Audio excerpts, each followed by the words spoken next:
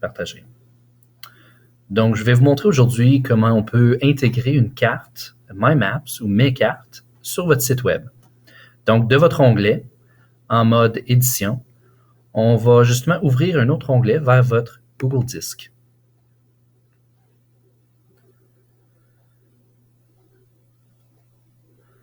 Maintenant, tout en vous assurant que vous êtes dans le bon dossier, on va venir sur Nouveau, descendre sur le plus et venir choisir Google Mes cartes.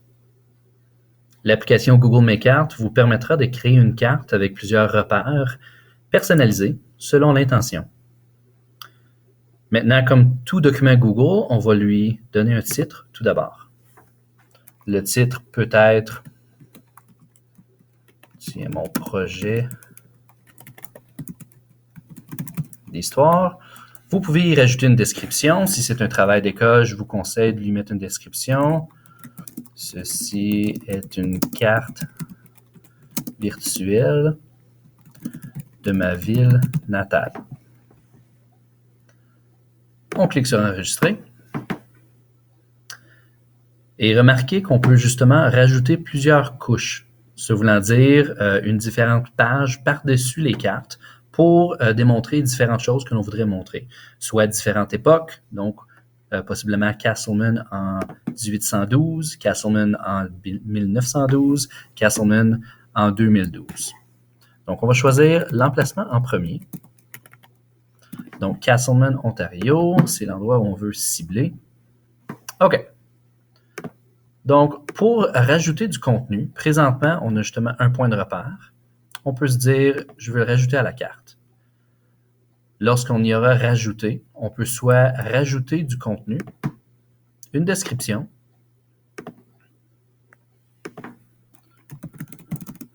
c'est ici où je suis né.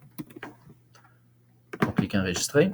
Vous avez maintenant l'option aussi d'y rajouter une photo ou une vidéo YouTube. Donc, on va dire, on veut y rajouter une image. On peut dire, je veux mettre un bébé pour identifier. Exactement, très bon choix. Lui a l'air réveillé. Et on choisit le bébé. Je suis satisfait, mais j'aimerais quand même y rajouter sur un autre point de repère. Par la suite, on va rajouter un autre point, puis on va dire juste ici. On va dire mon premier spectacle. Maintenant, je vais y rajouter une vidéo YouTube. On peut dire spectacle Rock Voisine, le préféré de tous. Et on va dire Rock Voisine qui chante Hélène. Et on peut lui donner une description.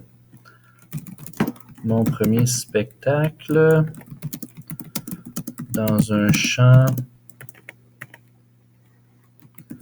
avec mes amis et ma famille. Excellent. Donc, on peut maintenant voir qu'on a 2 points. Si on clique sur nos points de mon premier spectacle, j'ai une vidéo qui peut jouer super, qui peut jouer à même la fenêtre. Maintenant, si on choisit qu'un spectacle, la couleur n'est pas appropriée, je peux facilement aller changer mon point de repère, puis lui attribuer une couleur différente. Donc, on va dire j'étais dans un champ, donc vert serait très approprié. Je peux aussi changer la forme de mon icône. Rock Voisine est une star, donc on va choisir une star. Et on a toujours plus d'options d'icônes qui nous donnent justement une liste qu'on qualifiera d'exhaustive. Parfait. Si on veut y rajouter justement une autre couche, on peut l'appeler une séquence de couleurs et de lettres. On peut vraiment lui dire, si jamais on veut qu'il y ait une séquence logique, donc d'un point à l'autre, on peut lui rajouter des étiquettes. Et en même temps, on peut rajouter une couche pour indiquer la différence d'année. Maintenant, lorsqu'on ira dans l'affichage des couches, on peut la faire apparaître et disparaître une autre. Dernière chose qu'on pourrait toujours faire sur la couche sans titre, On va lui donner un titre, donc dire Castleman 1812. On va faire disparaître la première. Donc, on travaille seulement avec celle-ci. Maintenant, chose qu'on peut faire, on peut choisir une ligne. Pour une forme, on peut tracer un itinéraire. Donc, pour l'instant, on va tracer une forme. C'est-à-dire, on veut choisir celui-ci, jusqu'ici, jusqu'ici, jusqu'ici, jusqu'ici, comme ça. Donc, je décerne vraiment tout mon territoire qui m'appartient, que je ne vois personne y insérer.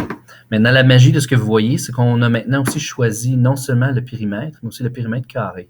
Donc, si jamais on veut vraiment savoir quelle est l'étendue de notre territoire, donc je peux dire je suis roi de cette section-ci, je suis le roi de 2,6 km².